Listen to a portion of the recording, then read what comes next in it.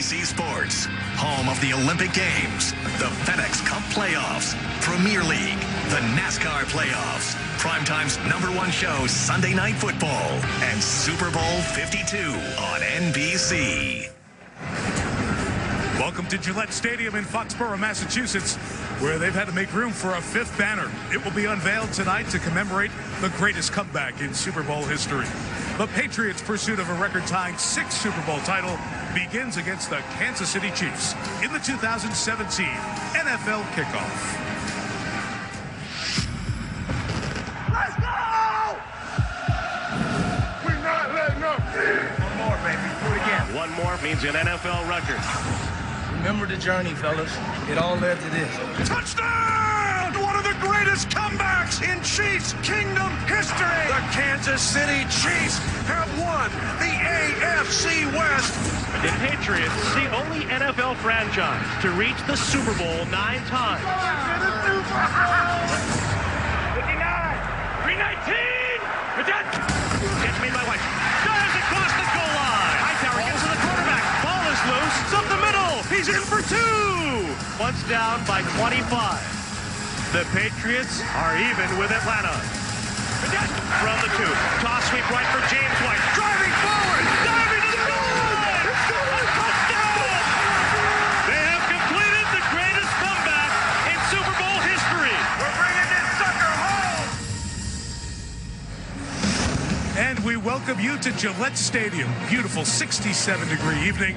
It's part celebration and part anticipation as New England commemorates the Super Bowl 51 win and turns the page to the 2017 season. Hi, everyone. Mike Tirico, and welcome to the start of the NFL season, which will end in 150 nights right here on NBC with Super Bowl 52 in Minneapolis. Patriots are heavily favored to get back to the big game, even after receiver Julian Edelman's season-ending knee injury 2 weeks ago. New England still loaded on offense, led by Brady and Gronk, also including the man who had the breakout performance in last year's Super Bowl, running back James White, who spoke about the mindset of repeating with our Rodney Harrison. We repeated in 03 and 04, and in our locker room, we never really even spoke about repeating. How many times since training camp opened has Coach Belichick talked about the Super Bowl? Zero. Zero, right? Yeah, I mean, after that first meeting, it's like, last year's over with. Nobody cares what you did last year. It's a new year. There's more of that to come, including White on that Super Bowl winning score. Can anyone beat the Patriots in the AFC? Some will say the high-powered Pittsburgh offense can do it. Others point to the emerging Raiders, or maybe it's these Chiefs. For more on that, we send it down to the field. And a good evening to Dan Patrick, Tony Dungy, and the aforementioned and seen Rodney Harrison. All right, Mike, thank you. Let me pick up where you left off with James White. That Belichick's not talking about the Super Bowl this year. When you guys won that first Super Bowl and then you repeated the following year, did he bring up Super Bowl at all? I never heard Coach Belichick talk about it. He never talked about it. We as a locker room, we never talked about it. In fact, when we were 16-0 undefeated, we didn't even talk about going to the Super Bowl, Coach. It was always one game at a time, Dan.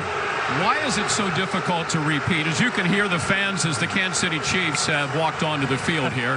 Why is it so tough to repeat? Well, Dan, forget about repeating. It's tough to win a Super Bowl, period. I played on a Super Bowl championship team in Pittsburgh, but our best team didn't win.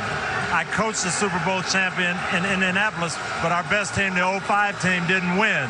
So it's difficult, and when you're trying to repeat, a lot of things can happen. Big injury. Mike talked about it. Julian Edelman, that's a huge injury. Now, I thought that the Kansas City Chiefs as a team were taking the field. Judging by the noise, it was something a little different, and it's the commissioner, Roger Goodell. He was here earlier in the summer at a preseason game, and maybe a cameo appearance back then, but here he is tonight for the season opener, and the fans are letting him know this is their welcome to him.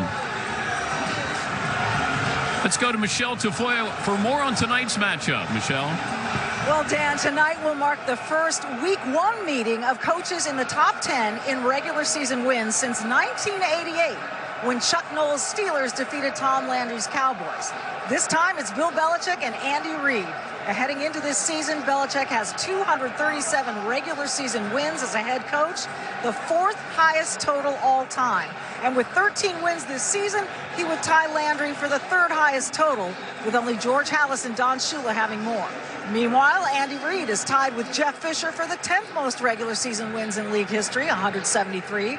But head-to-head, Belichick has won 3 of 4 regular season matchups against Reid and won both postseason meetings. The one loss, Reid's Chiefs pounding Belichick's Patriots 41-14 at Arrowhead in 2014. And that led to the infamous "We're on to Cincinnati" press conference. Dan? I'll grab it, Michelle. Thank you. So we've got great coaches, terrific teams on the field, and as you can hear and see, a supercharged atmosphere in Foxborough. It's been a great day. It started earlier today downtown in Boston, and our Rodney Harrison was on hand, getting fans excited, part of the NFL kickoff celebration, which also featured a performance from Boston's own Guster. Well, tomorrow marks 2 weeks since Hurricane Harvey first made landfall in Texas.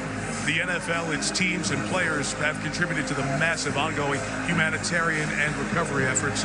Most prominent among them, Houston Texans star defensive end J.J. Watt, who started an online fundraiser. The initial goal, raised $200,000. As of now, that total stands at more than $29 million. Watt and his teammates have also been organizing and participating in the distribution of supplies in the Houston area. While the Texans will be able to open their season at home in Houston on Sunday, with Hurricane Irma heading toward South Florida after causing significant damage in the Caribbean, the league has postponed the Buccaneers-Dolphins game, originally scheduled for Sunday in Miami. It's been pushed back to week 11 when both teams had a bye week. The NFL is encouraging fans who want to help hurricane recovery efforts to visit redcross.org/NFL or text Red Cross to 90999 now to make a $10 donation. As for the rest of the NFL kickoff weekend, there are some key opening matchups. NFL Kickoff Weekend continues Sunday on CBS as 2 of the league's top young quarterbacks face off. Derek Carr and the Raiders against Marcus Mariota's Titans. Then on Fox, a matchup of perennial powers as Russell Wilson and the Seahawks visit Aaron Rodgers and the Packers. On NBC Sunday Night Football, Dak is back. Year 2 begins against Eli Manning and the Giants. How in the world? Oh, my goodness. And on ESPN's Monday Night Football, Hand off Adrian. Adrian Peterson returns to Minnesota as a Saint. Then the LA Chargers head to Mile High to take on the Broncos. So some terrific matchups on the field. I'm joined now by Mike Florio of Pro Football Talk. Let's start with the latest off-the-field stuff. Seattle Seahawks defensive end Michael Bennett yesterday accused Las Vegas police of using excessive force on him the night of the McGregor-Mayweather fight last month. What's the latest on that story? Well, earlier today, Mike, the Las Vegas Police Union asked the NFL to investigate Michael Bennett for telling falsehoods against the police in Las Vegas. The league says they will not investigate. There's no allegation of a violation of the personal conduct policy, and I spoke with Bennett's lawyer earlier today. He said we welcome an investigation, and he insisted that Bennett is telling the truth. You may see more anthem protests this week. Same story like week 1 last year. Also week 1 last year, we had a suspension story looming. It involved Tom Brady. This year, Ezekiel Elliott of the Cowboys. What's the latest with the Dallas running back? Well, we know he will play on Sunday against the Giants. What we don't know, and what we'll find out tomorrow, is whether he'll play beyond that. The league has suspended him, but a federal judge in Texas will be deciding tomorrow whether or not that suspension will be delayed while the lawsuit goes forward. And if it's delayed, he likely plays the entire year. Another big name in that game, we're not sure if we're going to see him. Odell Beckham hurt week 2 of the preseason. What about the Giants receiver? Well, I'm told it's 50-50. He didn't practice Wednesday, didn't practice Thursday. Tomorrow, look for him to be listed as questionable for the game. And then the question becomes on Saturday, does he travel with the team to Dallas for the game? He's running a straight line, but that's not going to cut it against the Cowboys. Mike, thanks. More on that game, that Sunday Night Football game. Let's head back down to Dan. All right, Mike, let's go back to Ezekiel Elliott. The importance of him being in the lineup on Sunday night is what? I think it's huge because, to me, it reminds me of when I coached against Barry Sanders.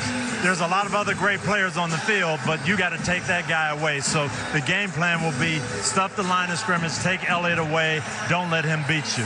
The difference between Elliott and the rest of those old guys that they have at running back, he gets stronger in the third and the fourth quarter. Now defensive backs, linebackers, nobody wants to tackle this guy. But when I look at the Giants and their defense, they're going to have Landon Collins. He's the key guy on their defense because he's the 8th guy in the box, but he's also a guy that comes and blitzes a lot.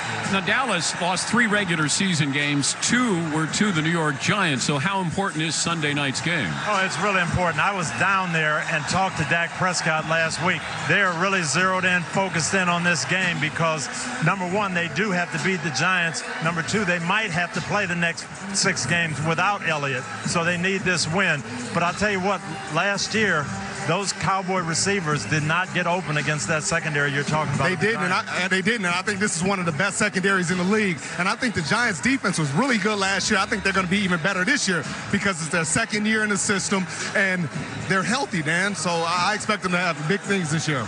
All right, the Giants know they're facing Ezekiel Elliott. The Cowboys' defense doesn't know if it's facing Odell Beckham Jr. As we just heard Mike Florio say, it's probably 50-50. How do you prepare for a guy you're not sure who's going to play? Well, that's a problem. I know Rod Marinelli has 2 game plans going now. If Beckham's in, there's going to be a lot of zone coverage, double coverage on him.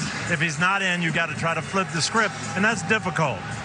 I don't think you have to really do anything crazy with the defensive game plan because even if Beckham plays, he's 50-50 right now. He's not going to be 100%. So I think that they're good enough to go out there and they don't have to double cover or do a total rehaul of the defense, Dan. You can almost feel this crowd building. They're waiting. They're waiting for the Patriots to take the field. The commissioner has not left the building. He's just left the field.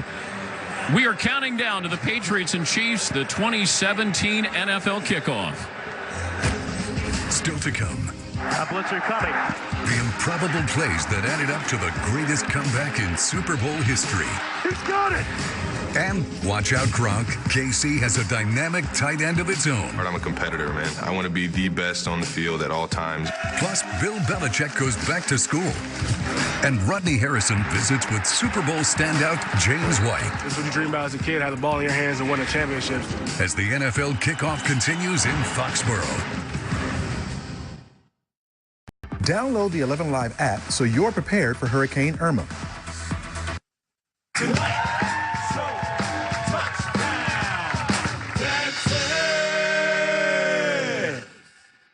I'm Von Miller, outside linebacker for the Denver Broncos, and this is called the Sexy T-Rex.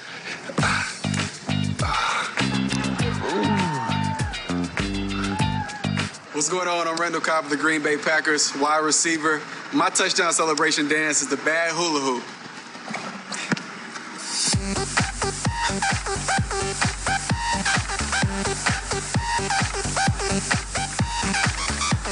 I'm Travis Kelce, tight end with the Kansas City Chiefs, and this is the Shot Putter.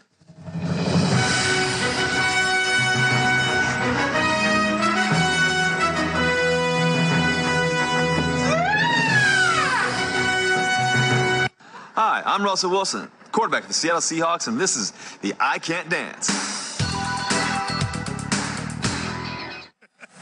So touchdown celebrations are back in the league, and you can see some on The Tonight Show with Jimmy Fallon, Reese Witherspoon, U2, also on the docket tonight on NBC.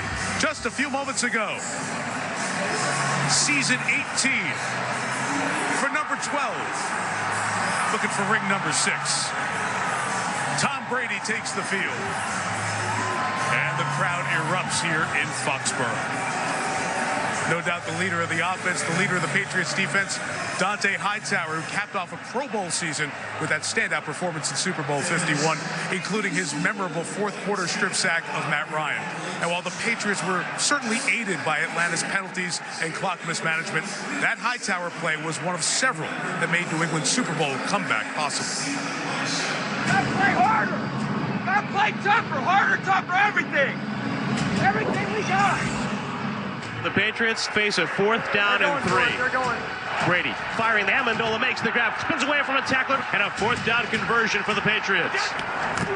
Brady takes the snap, back pedals, fires left, catch made by White, turns to the inside, dives across the goal line. There's one. 28-12, a blitzer coming, and Hightower gets to the quarterback. Ball is loose. Patriots recovering at the 25. Second down from the 7 of Atlanta. Tom takes the snap. Throws it for Amendola. Touchdown, Patriots! Direct snap to James White. Runs up the middle. He's in for 2. It's a one-score game. Up in the pocket. Now going to cut it loose, looking for Julio. What a catch! Atlanta gets in field goal range. Matt flush to the pocket, and he'll take a sack. You can't take a sack. Sanu the catch at the 30. So they got 9 back, holding number 70 offense. They hurt themselves big time. Out of field goal range. Shotgun snap to Brady. Stands in, throws down the middle for Edelman. Ball's tipped, and Julian diving for it. I caught it. I caught it. Did he make the catch? He did. You got to be kidding me. Tom takes the snap. He backs up, hands it to White. Up the middle. Touchdown, Patriots. They've gone within 2 in Super Bowl 51. Come on, dude. It's amazing this team is never dead. 57 seconds to go. 2 for the Tide. Tom to quick throw to Amendola. Screen left. Reaches across the goal line for a score. It's a tie game. One's down by 25. We go to overtime. First time in Super Bowl history. Heads. They have called heads. It is heads. New England has won the toss. Second and goal to go from the 2. Toss sweep right for James White. Puts it under the right arm. Puts it upfield. Diving to the goal line. A touchdown and a title for the Patriots. They have completed the greatest comeback in Super Bowl history. What a night. We're joined by Bob Costas. And Bob, as we watch that, you're reminded everything, and I mean everything, had to go right for the Patriots, including winning that coin toss to start overtime. And that coin toss was no small thing. Mike, as you know, the league has tweaked its overtime rules this year. Now when regular season games go into overtime, only 10 minutes will be allotted to decide them rather than 15. If the deadlock hasn't been broken after 10, then it goes into the books as a tie. Player safety is among the reasons, and that makes sense. But what has never made sense is the rule that ends the game automatically after a first possession touchdown. It's even more illogical in the postseason, where the stakes are the highest and there's no such thing as a tie. Now, what we're about to say takes nothing away from the Patriots' remarkable comeback in the Super Bowl, nor does it absolve the Falcons of the blame for giving away an otherwise splendidly played game with some dubious fourth-quarter strategy. But Matt Ryan was last year's NFL MVP. He never touched the ball in overtime. If the flip had gone the other way, that could just as well have been true of Tom Brady.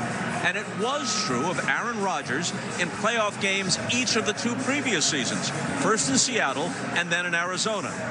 Here we have a league that measures within a millimeter to determine a first down, that looks at 6 different angles to parse a call on a play in the second quarter of an October game between the Jaguars and the Titans, but then lets playoff games, including the Super Bowl, be so influenced by something as random as the toss of a coin.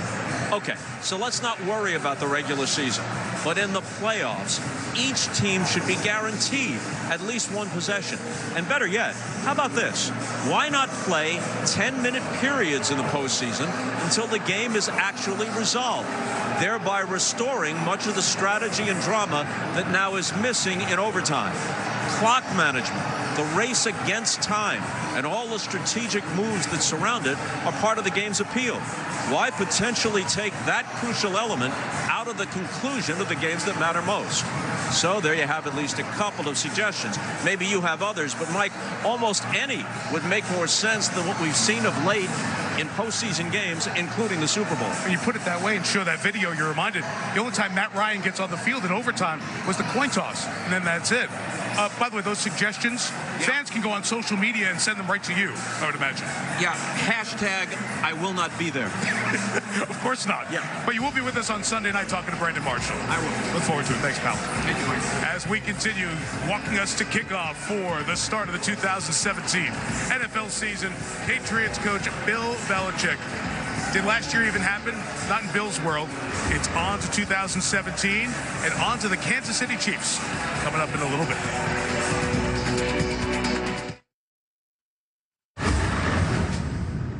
Bang, bang, baby, break yourself. My name is Miguel. I'm a singer, songwriter, and producer.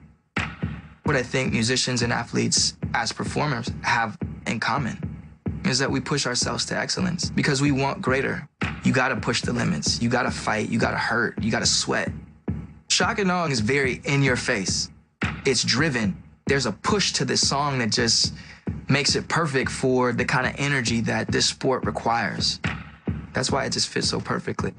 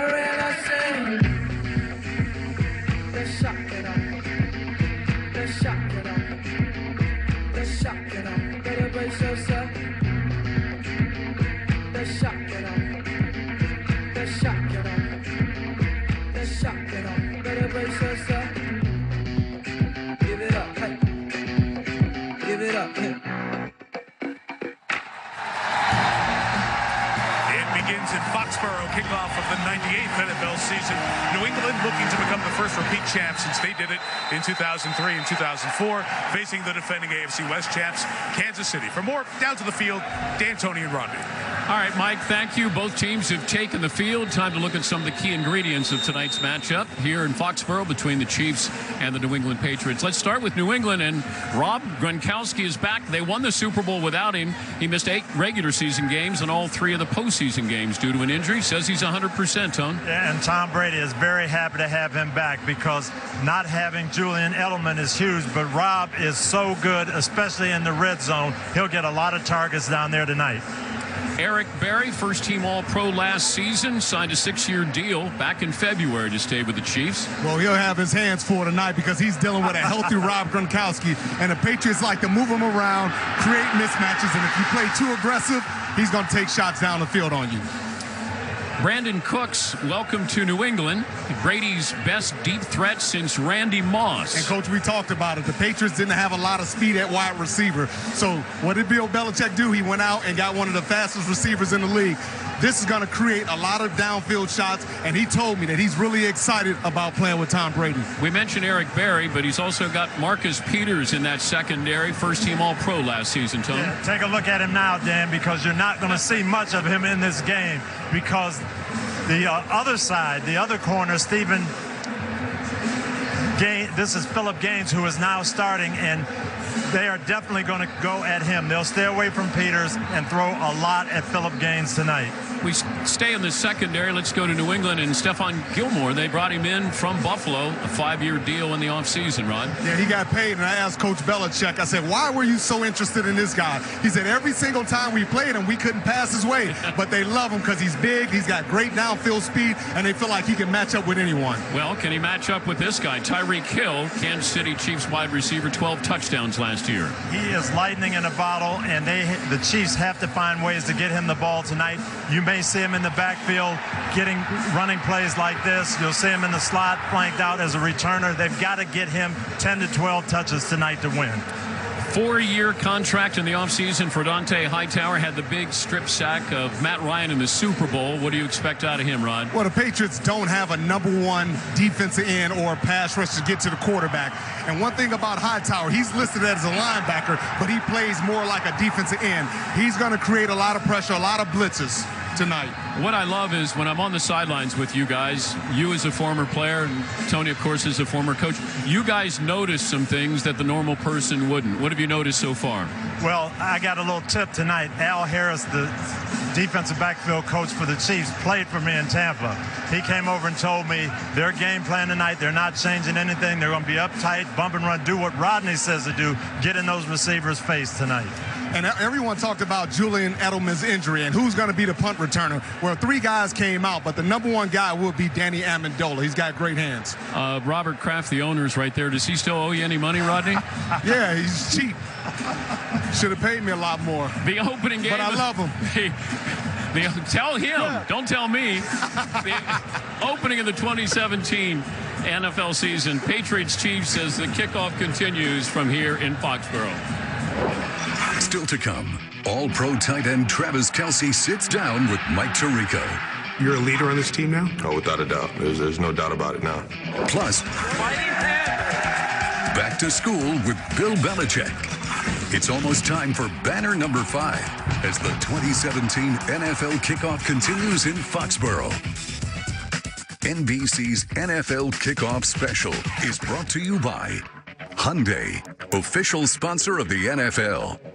By Snickers, you're off your game when you're hungry, eat a Snickers. By Visa, Visa is a proud sponsor of the NFL. And by Microsoft. We just want to watch the games cable gives us. We want all the teams, no matter where we live, with DirecTV NFL Sunday Ticket.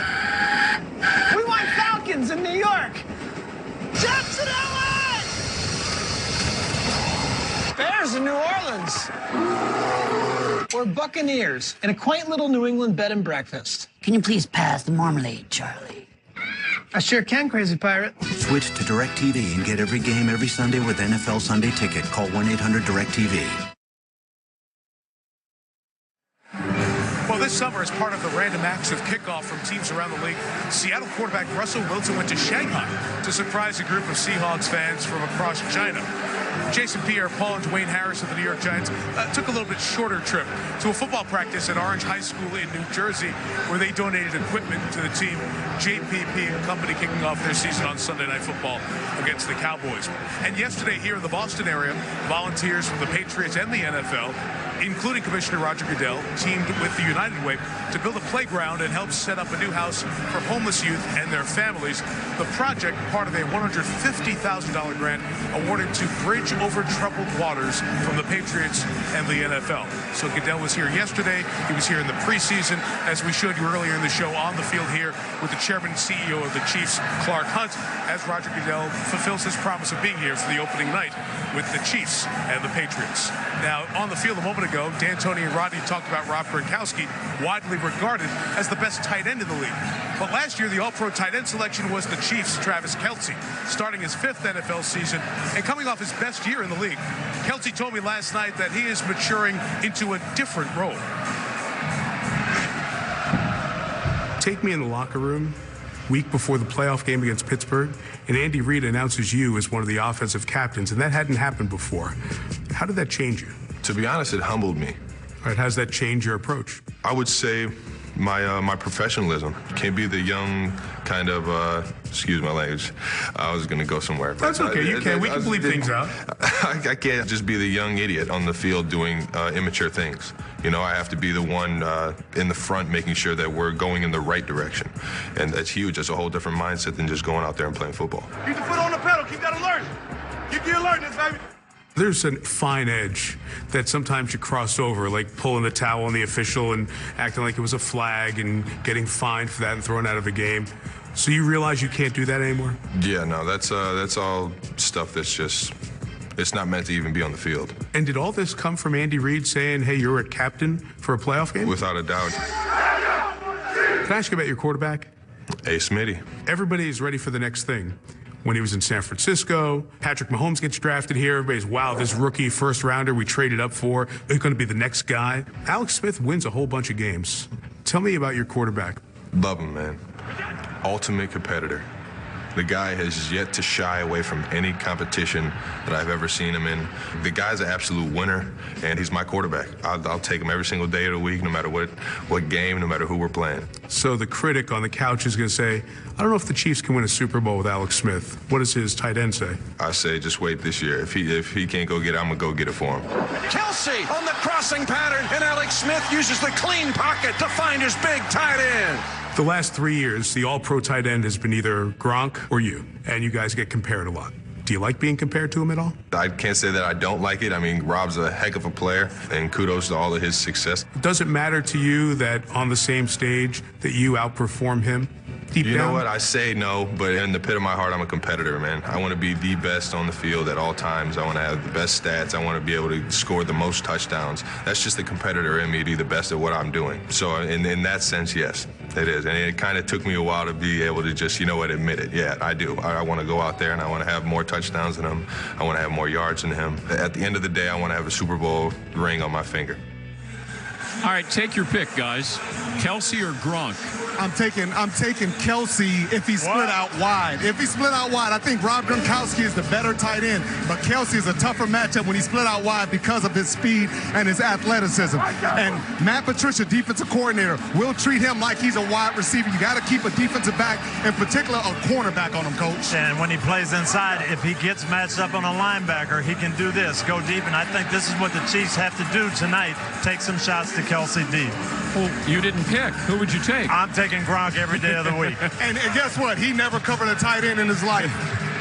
A healthy Gronk is certainly good news for the 40-year-old Tom Brady, an NFL record 208 wins to his name, and the only quarterback with 5 Super Bowl titles to many. That's all the evidence needed to call Brady the greatest of all time. Welcome to Super Bowl 51. Come on, boys, let's go now. Let's do our job.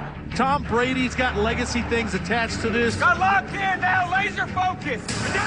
He will be there in clutch time. Did he make the catch? He did! The greatest comeback led by the greatest quarterback. Drew Brees, and I play for New Orleans. I'm Larry Fitzgerald, and I play for Arizona. I'm Eli Manning, and I play for New York. I'm Navarro Bowman. I'm Leonard Williams. I'm Greg Olson. I'm Julian Edelman, and I play for New England. But right now, we're all supporting the recovery efforts in the Gulf Coast. When it comes to helping the people of Texas and the Gulf Coast, we're all on the same team. Join Visa in helping make a difference in the Gulf Coast. Donate to the American Red Cross today. NBC's NFL Kickoff Special is brought to you by Bud Light, famous among friends. By Snickers. You're off your game when you're hungry. Eat a Snickers. By Microsoft. And by Hyundai, official sponsor of the NFL. Start of the 2017 NFL season, less than 20 minutes away. There's the man Travis Kelce was just talking about. Alex Smith, Chiefs 12-4 and the division champs last year. First up for them this season, Tom Brady and the Patriots, who begin their pursuit of a record-tying 6th Super Bowl victory tonight. Brady's 18th NFL season, all with Bill Belichick as his head coach. And for Belichick, the path to becoming one of the top coaches of all time in any sport began 5 decades ago at Annapolis High School in Maryland. Bill played football and lacrosse while his late father, Steve, worked nearby as a coach and scout for the Naval Academy. Annapolis High remains meaningful to the Patriots head coach, and earlier this summer, he paid that school a surprise visit. Coach, mind if I interrupt you for a minute?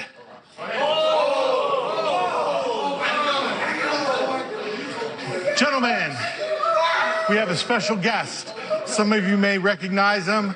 Coach Belichick from the New England Patriots, 5-time Super Bowl champions. But more importantly, he's an alumnus of Annapolis High School.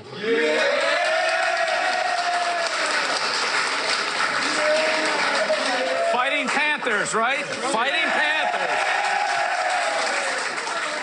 It's really an honor for me to come back to my hometown, to my home school, and to be able to see you guys. And I want to just take this time to, as part of winning the Super Bowl, and I've won 5 of them, but we only have 2 balls. I want to present these 2 balls to Dave and Nick, and to you in the school. In high school, Belichick played center for Coach Al Larimore, who led the Annapolis High program for 27 years. And in 1968, Belichick was part of the school's first racially integrated class. One thing about Al was not about color. Football was football, sports are sports. He didn't care who you were, and we all got together and got along great. Athletics helped to bring the school together because we were all cool together, and so a lot of other people fell in line with that. You know, I have so much respect for this school and what it means. This city, obviously, is a huge, huge part of my life. I mean, what you want is you want to trust each one of your teammates, the guy sitting next to you, the guy sitting behind you, the guy sitting across from you. So how do you get that? Do you talk about it? No. You earn it. Nobody can give it to you. You can't buy it. You can't, talk about it. You got to go out there and earn it. It's a process, and it's day after day after day after day. Thank you. And that's for you. Hey, man, awesome. Thank you. That's your GPA, right? Yeah, about half that, yeah.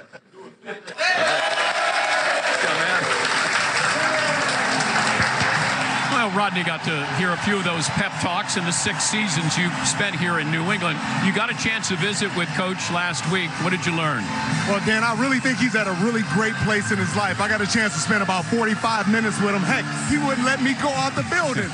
But I think he's really at a good place because he has both of his sons working for him, but his daughter is also a head coach at a university coaching lacrosse.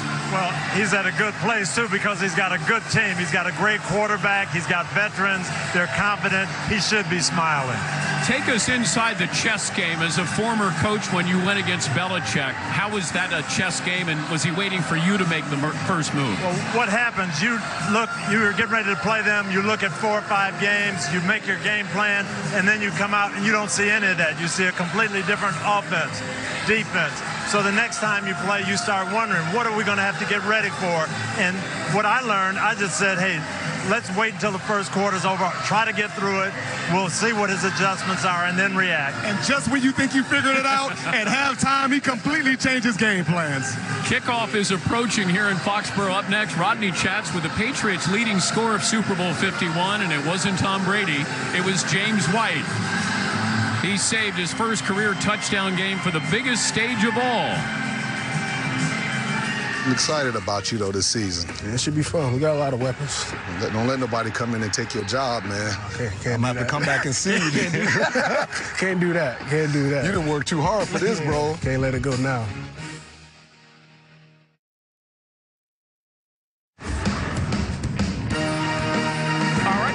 Foxborough, you see the countdown, exactly 20 minutes till kickoff for the Patriots and the Chiefs. No one's ever scored more points in a Super Bowl than James White, who accounted for 20 points with a 2-point conversion and 3 touchdowns, including the overtime winner against the Falcons. Last week, White spoke with Rodney Harrison about the greatest comeback in Super Bowl history. Ryan gonna throw. Coleman at the 5. He'll beat Ninkovich to the end zone. My goodness. You guys were down 28-3. I have to be honest with you. I thought it was too much to overcome. I left.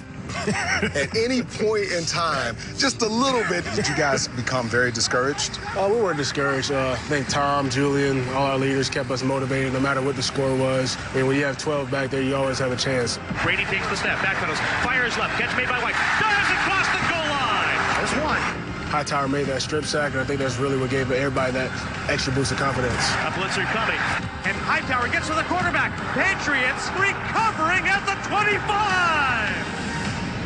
The one play that you made, I thought was the key to you guys' victory, was in the 4th quarter, 3rd down and 10, the nickelback blitz. You were standing here. Can you take me through that? Yeah. I kind of saw the blitz a little late. Just tried to finish the block off, allow Tom enough time to get the ball off, and it was a great play by Herbert Hogan. First down, New England. Great job, James White, on the blitz. Pick up to the right side. You pushed him at the last minute because Tom was winding up. To me, that's the key play of the game. Definitely, because if we don't convert that, I mean, I don't know if we win that game. 2nd goal to go from the Atlanta 2. Take me through the game-winning touchdown that you scored. It was a toss play. Toss sweep right for James White. When they called it, I felt like everything went in slow motion. Driving forward, diving to the goal line. Had to run through one guy, keep my feet moving, just found a way in there. You was just determined, huh? I was determined. Touchdown and a title for the Patriots. I can't believe it. Kind of felt like I was in a movie. That's what you dream about as a kid, have the ball in your hands and win a championship. Man, that's some football. Yes, it is. Good. Way to go, buddy. I'm so proud of you. 14 catches, 3 touchdowns, a 2-point conversion. Don't you think you should have been Super Bowl MVP? It's not really my choice, man. It's definitely a special moment in my life, something I'll never forget. A special moment with my teammates. I mean, it's just, can't really put that into words. Edelman went down, looked like a right knee on that first drive. Julian Edelman is out for the year. Do you feel more pressure to be that guy, to come up with those clutch catches on 3rd down, like he was that guy for Tom? It's not just going to be one guy, but I'm definitely willing to step up a little bit more, and whatever the coach asks me to do, I want to go out there and do that. So it almost sounds like, without giving away the game plan, that we could possibly see you in that slot a little bit. You never know. Whatever Coach McDaniels dials up, I mean, I'm going to be ready to do it. Just got to go out there, execute, and practice for him to call in the game. Look at Rodney trying to get James White in trouble, giving up the game plan there. Coach Harrison. Yeah. Can you see him playing in that role that Julian Edelman played? No, me personally, I would keep him in the backfield. That's how you create all the mismatches. And he told me there's not one linebacker in the NFL that can defend him one-on-one. Yeah, no, he's great coming out of the backfield, Dan. Rob Gronkowski, Danny Amendola, all these guys in the middle of the field. That's Tom Brady's game. But people have caught up with that. Atlanta really clogged the middle of the field in the Super Bowl. They played this way the whole game, keeping people inside, taking away those short, quick throws, giving the wide receivers on the outside one-on-one coverage. I think that's why Coach Belichick went out and got Brandon Cooks. He did, Coach, and they needed speed at the wide receiver position, and this is exactly what you get with Brandon Cooks. He has the ability to beat you deep, and which opens up all those underneath routes. And I know we've talked about Edelman. His value can't be understated, but his leadership, too, he's as vocal on the sidelines as Brady is. The leadership, the toughness, he's the one guy that can get in Tom Brady's face and challenge him. I picked him to repeat, Coach, but it's going to be very tough without Julian Edelman. Yeah, he's a great player, but the thing New England does better than anybody is react to adversity and not let it bother them. They're going to be fine. 4-down territory, first down. How does Kansas City stop all of these weapons we've been talking about? Well, Rodney talks about the formula all the time.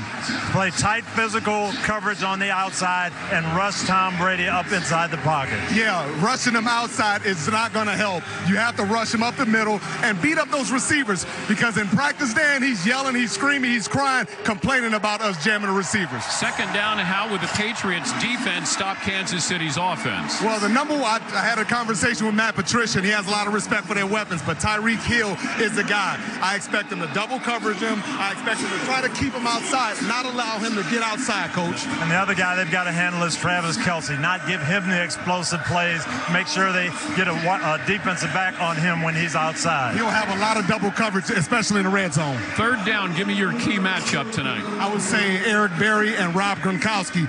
There's more pressure on Rob Gronkowski to stay healthy and to produce, because Edelman's not there, so he's going to have to step up.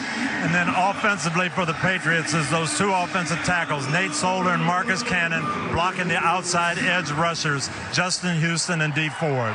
Who wins and why? The Patriots win.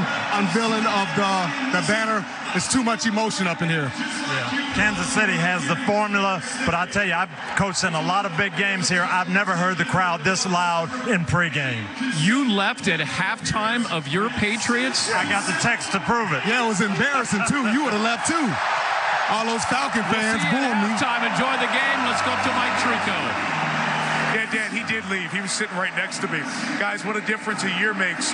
Rewind 12 months. Patriot Nation was angry and nervous, uncertain what Tom Brady's 4-game Deflategate suspension would mean for the season. Now, a year later, Brady and the Patriots set to unveil their 5th and perhaps most meaningful championship banner, then try to do it all again.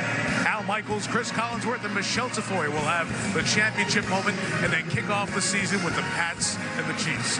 Football's back. Settle in and enjoy. We'll see you at halftime from Foxborough.